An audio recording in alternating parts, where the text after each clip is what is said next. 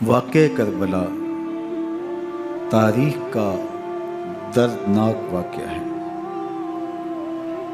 یہ اقتدار کی جنگ نہیں تھی، اقدار کی جنگ تھی۔ دو شخصیتوں کی لڑائی نہیں تھی، دو نظریات کا ٹکراؤ تھا۔ یہ حق اور باطل کا معرکہ تھا۔ یزید ظلم کا استعارہ ہے، حسین ابن علی امن کی علامت ہے۔ یزید جبر کا پتلا ہے، حسین صبر کا پیکر ہے۔ یزید اپنی بدطینت فطرت اور اپنی طبع ناہموار کے باعث دنیا پر ذلت و رسوائی،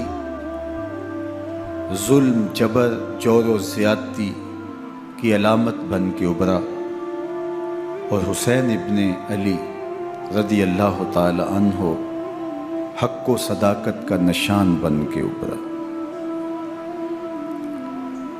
کربلا کے تپتے ہوئے ریگزار میں حسینی اور یزیدی دو کردار سامنے آتے ہیں۔ اقبال نے کہا تھا، موسیٰ و فرعون و شبیر و یزید، ایند و قوت از حیات آیت پدید،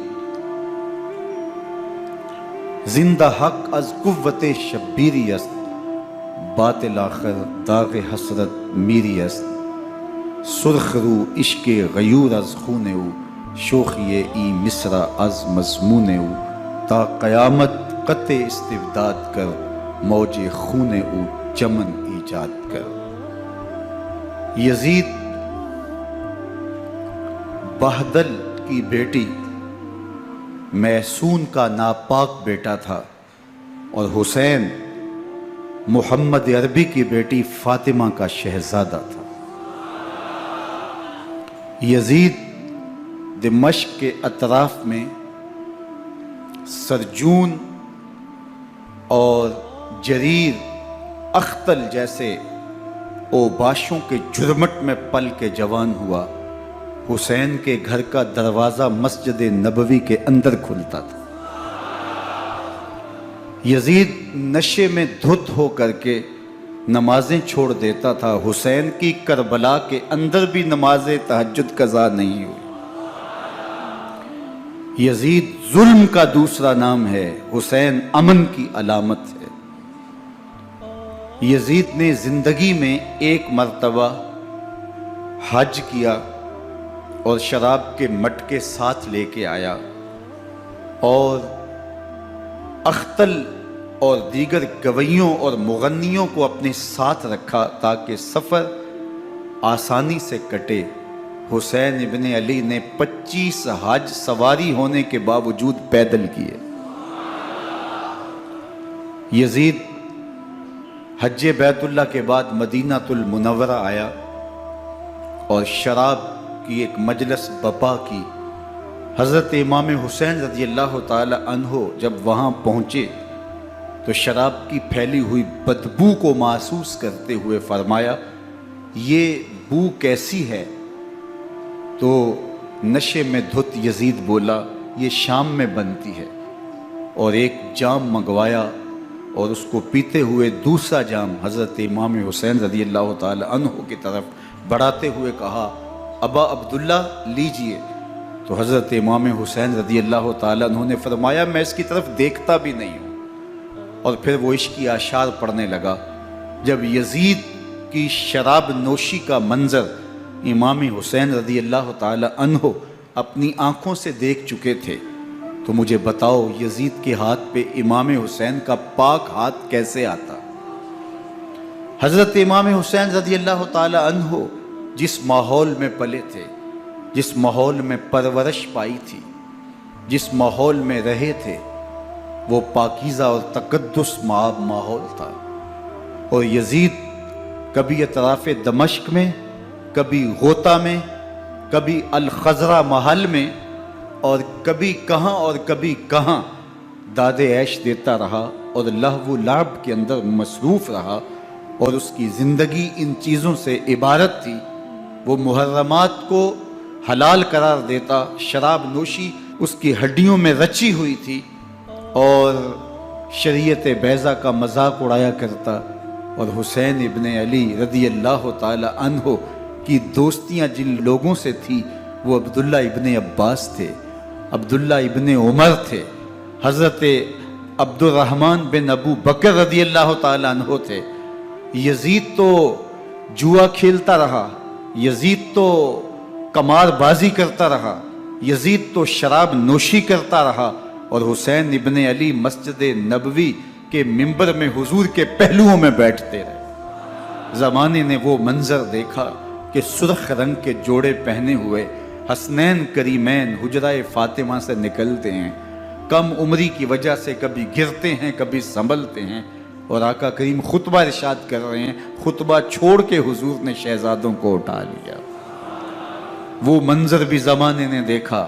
حضرت عبداللہ بن شداد کہتے ہیں کہ حضور سجدے میں تھے اور سجدہ اتنا طویل ہو گیا، ہمیں لگا یا تو وحی کا نزول ہو رہا ہے یا پھر اللہ کا حکم آ گیا اور اللہ کے محبوب کی روح قبض کر لی گئی۔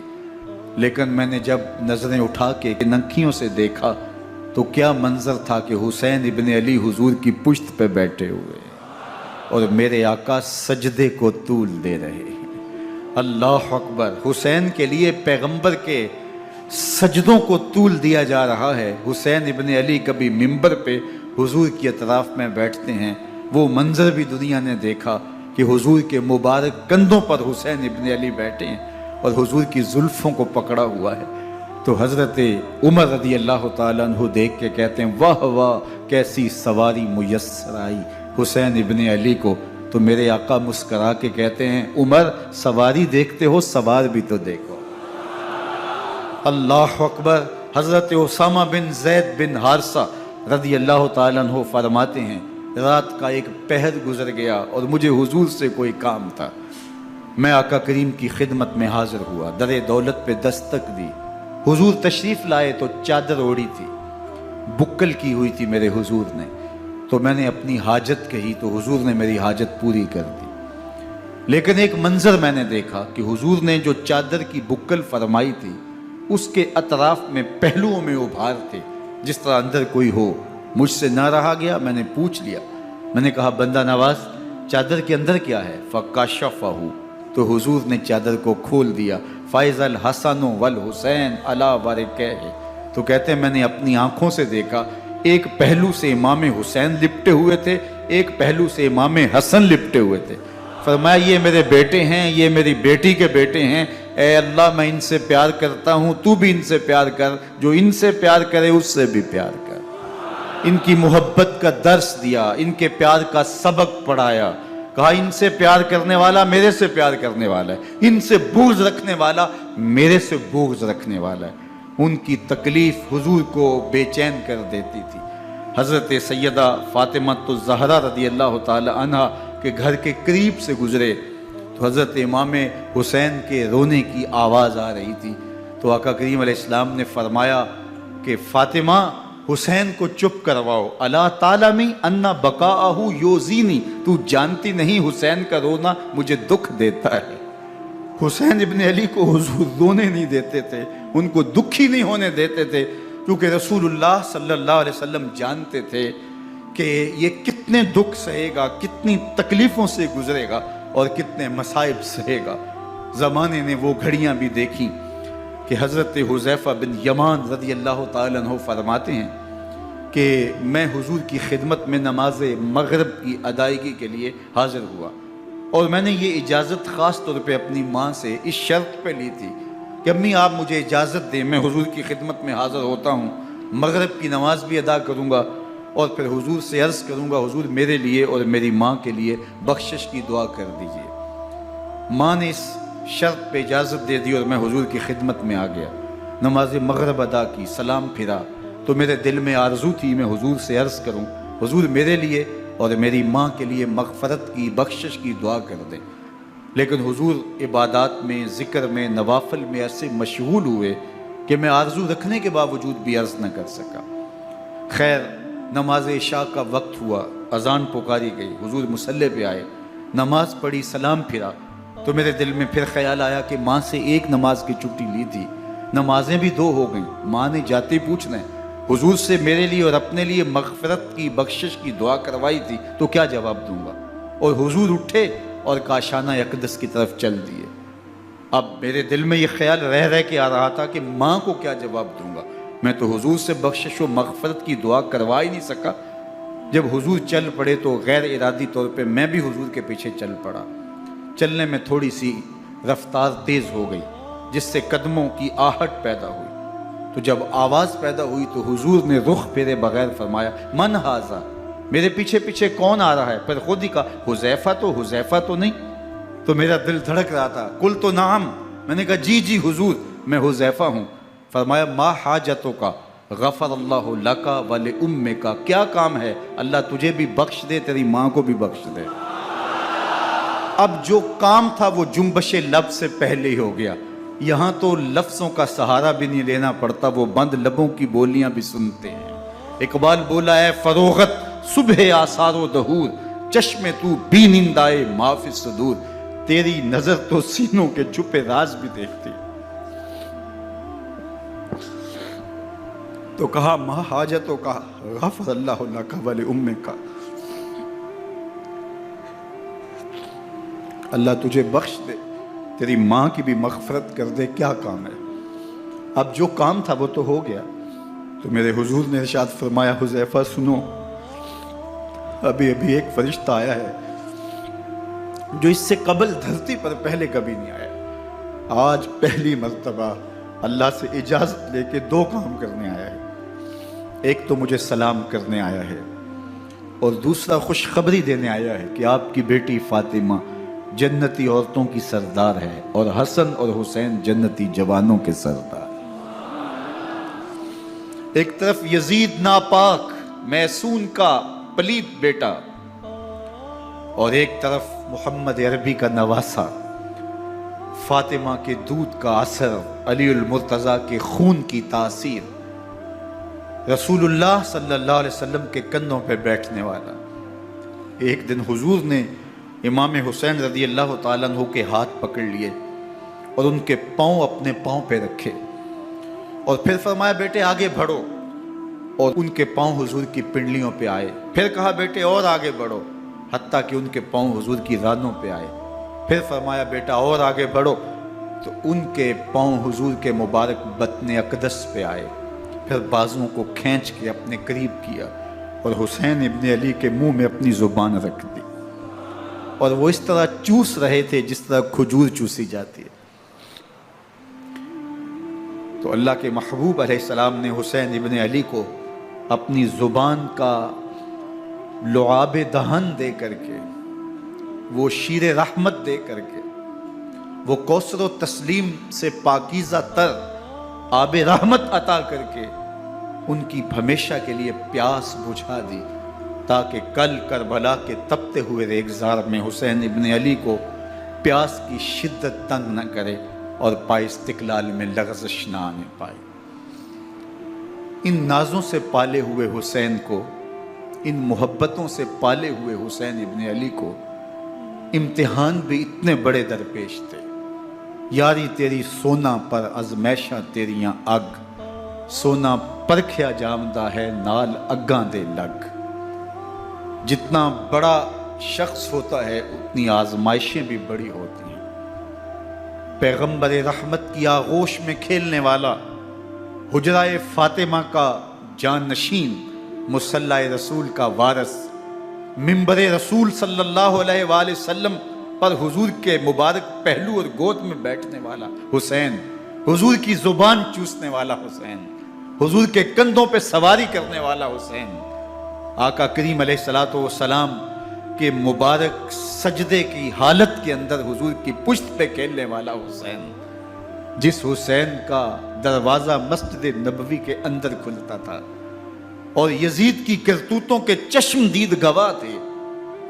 یزید جب تخت نشین ہوتا ہے تو اسے یہ فکر ہوتی ہے کہ امام حسین، عبداللہ بن زبیر، عبداللہ بن عمر، عبداللہ ابن عباس یہ میری بیعت کریں۔ اور وہ ولید بن عقبہ کو لکھتا ہے کہ ہر صورت میں ان کی بیعت لو، اور اگر بیعت نہ دیں تو سختی کرو۔ حضرت امام حسین رضی اللہ تعالی عنہ کو بلاوا آتا ہے کہ آپ کو دارالامارت میں گورنر ہاؤس میں بلایا جا رہا ہے، ولید بن عقبہ کا پیغام آپ کو پہنچتا ہے۔ آپ اس وقت فرماتے ہیں کہ اس وقت جو پیغام پہنچا ہے وہ کسی خطرے سے خالی نہیں ہے، تو کچھ سواروں کو ساتھ لیا، کہا تم دارالامارت کے باہر کھڑے رہنا، اگر میری آواز بلند ہوئی تو اندر آ جانا، ورنہ تم انتظار کرنا۔ آپ اندر گئے۔ ولید بن عقبہ نے مروان کو بھی بلایا تھا۔ مروان بن حکم یہ گورنر مدینہ ولید سے پہلے رہ چکا ہے، تو اس نے مشورہ دیا کہ سختی کی جائے۔ خیر ولید بن عقبہ نے کہا کہ یہ خط ہے، حضرت امیر معاویہ کا انتقال ہو گیا اور یزید تخت نشین ہوا ہے، لہٰذا وہ آپ سے بیعت کا مطالبہ کرتا ہے۔ تو حضرت امام حسین رضی اللہ تعالیٰ عنہ نے فرمایا کہ میرے جیسا شخص یوں چھپ کے بیعت نہیں کر سکتا، اور آپ واپس پلٹے۔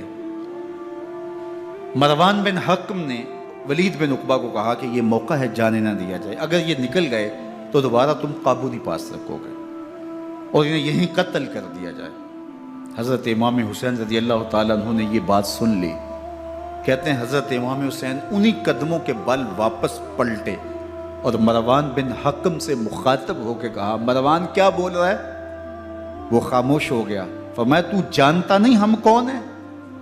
آنا حسین ابن علی ابن ابی طالب، میں حسین ہوں، میں علی کا بیٹا ہوں، ہمارے گھر میں قرآن اترتا رہا ہے، وحی کا نزول ہوتا رہا ہے، اور یزید فاسق ہے، فاجر ہے، مسلمانوں کا قاتل ہے اور شرابی ہے، میں ڈنکے کی چوٹ پہ یزید کی بیعت سے انکار کرتا ہوں۔ بس حیدری کچھار سے محمدی شیر نکل آیا ہے۔ اب اوسان خطا ہو گئے، راستہ چھوڑ دیا، واپس آئے، سیدہ زینب سے ملے، کہا مدینے کو چھوڑنا پڑے گا۔ کہا بھیا کیا ہوا؟ کہا یزید بیعت لینے پہ مصر ہے اور میں کسی صورت بھی بیعت نہیں کروں گا۔ رسول اللہ کا مدینہ ہمارے خون سے لالہ زار بنے گا، میں نہیں چاہتا کہ حضور کے شہر نور کی حرمت پامال ہو۔ دوستو وہ کیسا منظر ہوگا جب حسین ابن علی نے آخری حاضری حضور کے روضے پہ دی ہو۔ حاجی یا معتمر 10 دن کے لیے، 8 دن کے لیے، 20 دن کے لیے مدینہ المنورہ عارضی سکونت اختیار کرتا ہے، اور حضور کے روضہ انور سے، اس شہر نور سے، ان گلیوں سے، ان بام و در سے ایسا مانوس ہو جاتا ہے کہ جب واپس پلٹ رہا ہوتا ہے ان دعاؤں کے ساتھ کہ دوبارہ آنا بھی نصیب ہو، اور اسے لگتا ہے کہ میں دوبارہ بھی بلایا جاؤں گا، لیکن اس کے باوجود شہر حبیب چھوڑنا قیامت سے کم نہیں ہوتا۔ اعظم چشتی مرحوم آخری بار جب حضور کے روضہ انور پہ گئے تو بیمار تھے، ویل چیئر پہ تھے۔ باب بقی سے باہر نکلے تو خادم سے کہا کہ میری ویل چیئر پیچھے سے کھینچو تاکہ میرا رخ روضہ انور کی طرف رہے، اور وہ پیچھے سے کھینچتا چلا جا رہا ہے، اور جب باب مکہ سے پیچھے جنت البقیع کے قریب سے گنبد خضرا نگاہوں سے اوجل ہونے لگا تو اعظم چشتی مرحوم نے کہا، جان بدن سے نکلتی ہے اعظم، جان بدن سے نکلتی ہے اعظم، کوئی آسان ہے مدینے سے جدا ہونا، کوئی آسان ہے مدینے سے جدا ہونا۔ یہ اس شخص کی کہانی ہے جو 10 دن، 5 دن، مہینہ، 2 ماہ وہاں رہتا ہے، اور پھر اس شہر کو چھوڑ کے آنا اس کے لیے آسان نہیں ہوتا۔ اور مجھے بتاؤ کہ حسین جو پیدا مدینے میں ہوا، جس کے گھر کا دروازہ مسجد نبوی کے اندر کھلتا تھا، جو مسجد نبوی کے اندر پرورش پا کے جوان ہوتا ہے اور مدینے کی گلیوں میں کھیلتا رہا، اس حسین ابن علی کے لیے مدینہ چھوڑنا، اور پھر وہ اس بات کا علم اور شعور رکھتے تھے کہ یہ آخری بار حضور کے در پہ حاضری ہے، دوبارہ اس شہر نور میں نہیں آ سکوں گا، تو کیا قیامت ہوگی اور کیا منظر ہوگا۔ محمد بن حنفیہ کے علاوہ خاندان نبوت کے جتنے لوگ تھے ان سب نے شہر مدینہ کو الوداع کہا، اور رات کے موقع میں مدینہ المنورہ کو، مسجد نبوی کو چھوڑ کر کے مکہ کی جانب عازم سفر ہوئے۔ 3 شعبان المعظم کو مکہ المکرمہ پہنچتے ہیں، ادھر کوفیوں کے خطوط آنے شروع ہو جاتے ہیں۔ حضرت امام حسین رضی اللہ تعالیٰ عنہ مسلم بن عقیل رضی اللہ تعالیٰ عنہ کو صورتحال معلوم کرنے کے لیے بھیج دیتے ہیں۔ 40,000 کوفی آپ کے ہاتھ پہ بیعت کر لیتے ہیں۔ ادھر 25 پیدل حج کرنے والے حضرت امام حسین 8 ذی الحج کو احرام باندھتے ہیں، لیکن آپ کو پتہ چلتا ہے کہ حاجیوں کے روپ میں قاتل چھپا دیے گئے، تو آپ اس احرام کو حج کی بجائے عمرے میں بدلتے ہیں اور کوفے کی جانب عازم سفر ہوتے ہیں۔ کائنات والو، ذرا سینے پہ ہاتھ رکھ کے دیکھو کہ یہ کتنا مشکل مرحلہ تھا۔ اس دین کی آبرو کو بچانے کے لیے حضرت امام حسین رضی اللہ تعالیٰ عنہ نے کتنا بڑا قدم اٹھایا۔ آپ کے بہی خواہ، دوست، احباب عبداللہ بن عمر یہ سارے روکتے ہیں۔ عبداللہ بن عباس کہتے ہیں حضرت نہ جائیے، الکوفی لا یوفی، کوفی کبھی وفا نہیں کرتے۔ آپ کے والد کو وہاں شہید کیا گیا، لیکن آپ ایک فرض کو نبھانے جا رہے ہیں۔ میرے غم گسارو، میرے مہربانوں، نہ روکو مجھ کو جانے دو، مجھے نانے کے دی کی ڈوبتی کشتی بچانے دو۔ میں جاتا ہوں کہ دنیا پر وفا کا نام رہ جائے، میں رہوں نہ رہوں پر عظمت اسلام رہ جائے۔ میں نہیں جاتا تو نبی کے گھر کی آن جاتی ہے، میں نہیں جاتا تو نبی کے گھر کی آن جاتی ہے، تمہارا دین جاتا ہے، میری غیرت ایمان جاتی ہے۔ حضرت امام حسین یہاں سے چلتے ہیں، ابھی راستے میں ہی پہنچتے ہیں کہ یہ خبر آتی ہے کہ کوفے والوں نے بے وفائی کر دی۔ حضرت مسلم بن عقیل رضی اللہ تعالیٰ عنہ کو شہید کر دیا گیا، نعمان بن بشیر معزول کر دیے گئے، ابن مرجانہ ابن زیاد وہاں متعین کر دیا گیا جو سخت گیر شخص تھا، اور اس نے لوگوں کو ڈرایا، دھمکایا، اور کوفے کے لوگوں کے دل بدل گئے اور وہ بیتیں توڑنے لگے۔ وہ منظر مسجد کوفہ کا کتنا دلگداز تھا۔ جب امام نماز کے لیے کھڑے ہوئے تو 40,000 لوگ آپ کے پیچھے تھا۔ جب سلام پھیرا اور امام نے دیکھا کہ پیچھے لوگ نہیں ہیں، پھر لوگوں نے اپنے دروازے بھی بند کر لیے۔ رات کی تنہائیاں ہیں اور حضرت مسلم بن عقیل کو کوئی پناہ دینے والا نہیں۔ لوگوں نے دروازے بند کر لیے کہ کہیں ہمارے گھر میں نہ آ جائیں اور ہم مشقت اور حکومتی تشدد کا شکار نہ ہوں۔ کتنا دردناک لمحہ ہے حضرت مسلم بن عقیل رضی اللہ تعالیٰ عنہ پہ، اور پھر حضرت مسلم بن عقیل بے دردی سے شہید کر دیے جاتے ہیں۔ آپ ابھی راستے میں ہیں، یہ ساری کہانی پہنچتی ہے کہ حضرت مسلم شہید کر دیے گئے اور بے دردی سے شہید کر دیے گئے۔ وہ جنہوں نے خط لکھے تھے کہ ہم آپ کے ساتھ ہیں اور ہم منتظر ہیں، چشم برا ہیں، آپ کے قدموں کی چاپ سننے کے لیے بے تاب ہیں، آج انہوں نے بیتیں توڑ دی۔ 40,000 کوفی منحرف ہو گئے۔ مسجد کوفہ کا وہ منظر کس قدر روح کو تڑپا دینے والا تھا۔ ہم پچھلے سال عصر اور مغرب کے درمیان جب کوفہ پہنچے تو سورج ڈوبنے کے قریب تھا۔ میں نے اپنی زندگی میں اتنا اداس موسم کہیں نہیں دیکھا جتنا اداس موسم کوفے میں دیکھا۔ ایسے لگتا تھا جس طرح کوفے کی آب و ہوا آج بھی شرمندہ ہے۔ جو مسلم بن عقیل اور خاندان نبوت کے ساتھ اہل کوفہ نے کیا، حضرت امام حسین رضی اللہ تعالیٰ عنہ کو ان کے بہی خواہوں نے، اعزاء نے، اقربا نے، دوستوں نے، آوان و انصار نے، ساتھیوں نے کہا کہ حضرت حالات یکسر تبدیل ہو گئے، اب ہمیں مراجعت کر جانی چاہیے، واپس پلٹ جانا چاہیے۔ تو حضرت امام حسین کافی سوچ بچار میں رہے، پھر اس کے بعد آپ نے فیصلہ کیا کہ ہم آگے بڑھیں گے۔ دوستوں نے کہا کہ حضرت اگر آپ آگے بڑھیں گے تو ہمیں لگتا ہے کہ وہ آپ کے ساتھ سلوک اچھا نہیں کریں گے اور آپ بچوں کے سامنے پیاس سے شہید کر دیے جائیں گے۔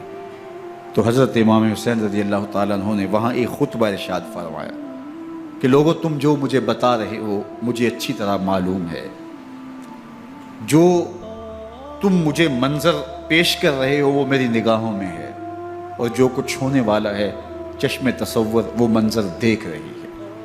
چونکہ حضرت امام حسین رضی اللہ تعالیٰ عنہ کی شہادت کی خبر حضرت امام حسین کے پیدا ہوتے ہی خاندان نبوت میں عام تھی۔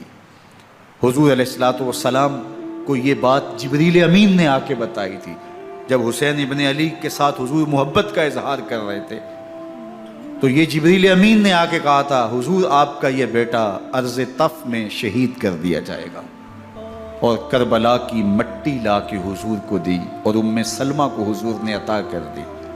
حضرت ام سلمہ کہتی ہیں کہ ایک دن میں سوئی تو خواب دیکھا کہ حضور کے مبارک بال بکھرے ہوئے ہیں اور سخت پریشان ہیں، تو میں نے کہا کہ حضور آپ کی یہ کیا حالت ہے؟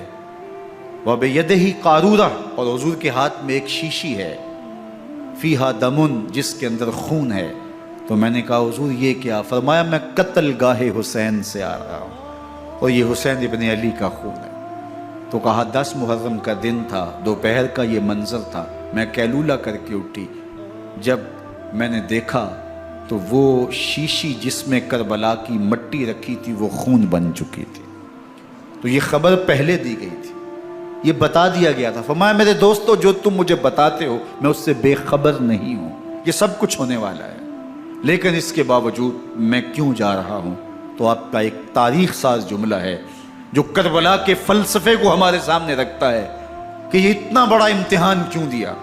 حضرت امام حسین رضی اللہ تعالیٰ عنہ نے فرمایا وَلَكُمْ فِيَّ أُسْوَةٌ، میں اس لیے جا رہا ہوں قیامت تک ظلم، جبر اور ناانصافی کے خلاف کھڑے ہونے والوں کے لیے کوئی نمونہ تو ہو۔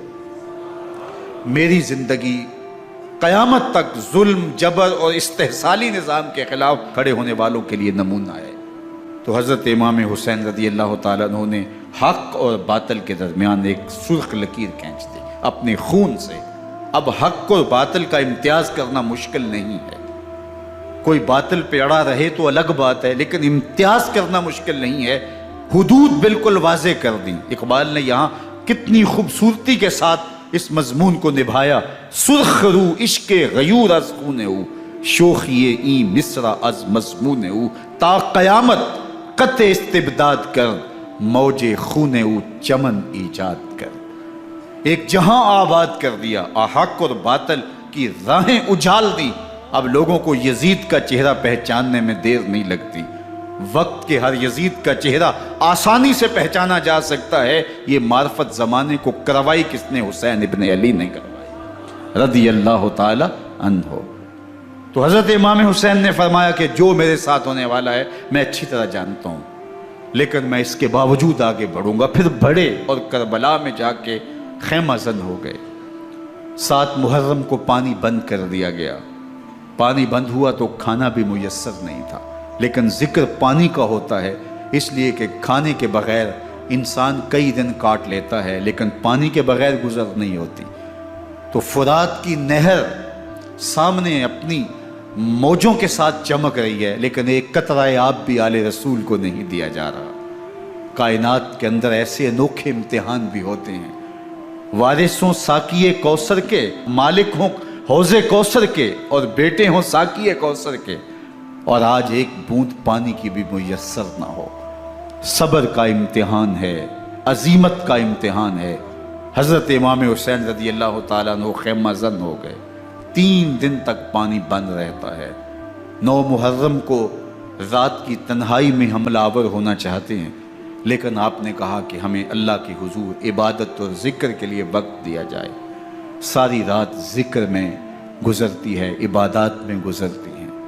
رات کے اندھیرے میں آپ چراغ بجھا دیتے ہیں۔ آوان و انصار کو کہتے ہیں کہ ان کی دشمنی میرے ساتھ ہے، انہیں میرا خون چاہیے، اگر تم رات کی تاریکی میں نکل جاؤ تو میں تم سے کوئی مواخذہ نہیں کروں گا، اور یہ بھی تمہارا پیچھا نہیں کریں گے، اس لیے کہ ان کا مطلوب تم نہیں ہو، ان کا مطلوب میں ہوں۔ جب چراغ جلایا تو کوئی بھی نہیں گیا۔ مسلم بن نوسجہ کھڑے ہو کے کہتے ہیں حضرت اگر ہمارے بدن کو 70 بار کاٹا جائے اور جلایا جائے اور ہواؤں میں اڑا دیا جائے پھر بھی آپ کا ساتھ نہیں چھوڑیں گے۔ 70 سال کے بوڑھے ہیں حبیب بن مظاہر، کہتے ہیں حضرت آپ کو چھوڑ کے جائیں کہاں، آپ کو چھوڑ کے جائیں کہاں، کوئی ساتھ چھوڑنے کے لیے تیار نہیں ہے۔ پیاس ہے، سخت گرمی ہے، کربلا کا ماحول ہے، 72 افراد اور خاندان کی خواتین میدان کربلا میں خیمہ زن ہیں۔ دوسری طرف لشکر اعداء اشقیا 22,000 کی تعداد میں مقابلے میں، ایک روایت 30,000 کی ہے۔ ان صرف 72 پیاسے لوگوں کے لیے اتنے لوگوں کو جمع کرنے کا مقصد خوف زدہ کرنا تھا۔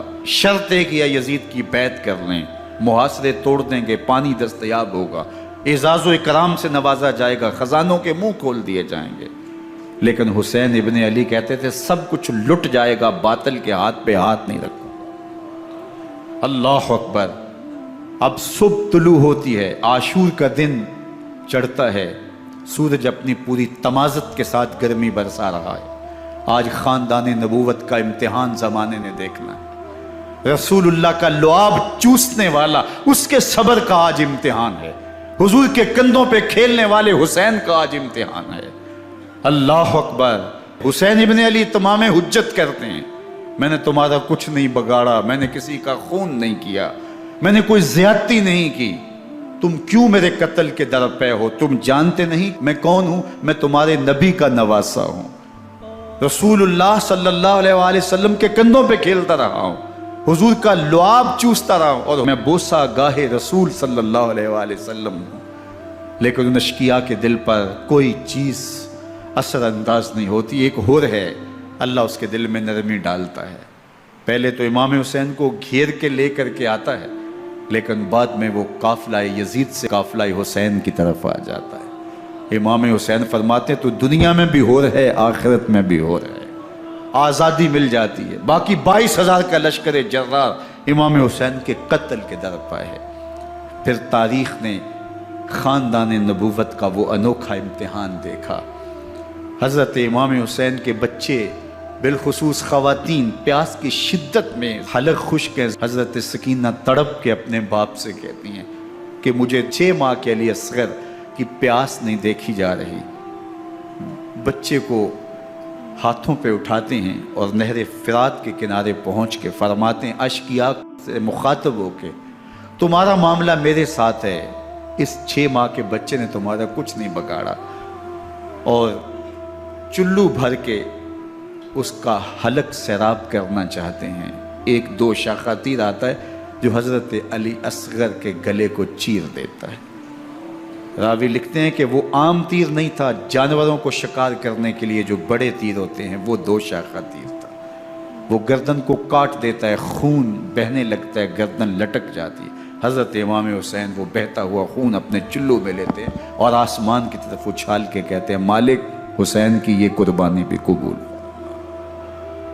یہ تماشا لب بام نہیں ہے، بچہ بیمار ہو ڈاکٹر جواب دے دیں، ماں باپ کے ہاتھ پھول جاتے ہیں، زندگی کی سانسیں ابھی چل رہی ہوتی ہیں، لیکن ڈاکٹر کہے کہ یہ میرے بس کا روگ نہیں ہے، کہیں اور لے جاؤ، تو زندگی کا لف و نشر غیر مرتب ہو جاتا ہے۔ میں سلام پیش نہ کروں حسین ابن علی کو، 6 ماہ کا علی اصغر ہاتھوں میں دم توڑتا ہے، گردن لٹک جاتی ہے، خون بہہ رہا ہے، اب خیموں کی طرف بڑھ رہے ہیں، لیکن زبان پہ شکایت نہیں ہے، کہتے ہیں مالک حسین کی یہ قربانی قبول کر لے۔ اب خیموں کی طرف آنا، شہر بانوں ام رباب سیدہ زینب حضرت سکینہ سلام اللہ علیہا کا سامنا کوئی آسان کام نہیں تھا، لیکن حسین ابن علی آتے ہیں، شہزادے کو یہاں خیموں کے قریب رکھ کے کہتے ہیں کہ یہ حوض کوثر سے سیراب ہو گیا ہے۔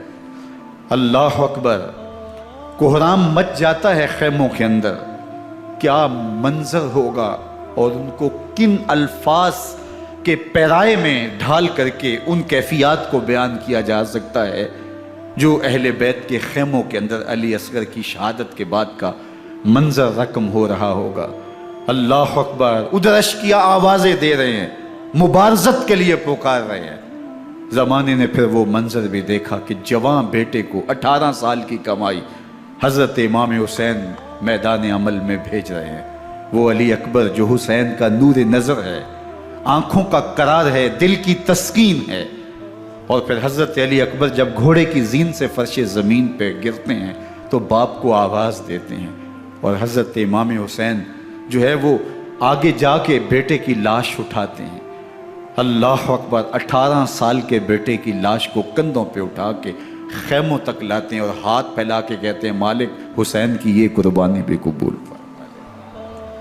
کبھی قاسم بن حسن کی لاش اٹھا کے لاتے ہیں، کبھی اون و محمد کی لاشیں اٹھا کے لاتے ہیں، بتیجوں کی، بھانجوں کی، بھائی عباس کے کٹے ہوئے بازو اور زخموں سے چھدا ہوا لاشا۔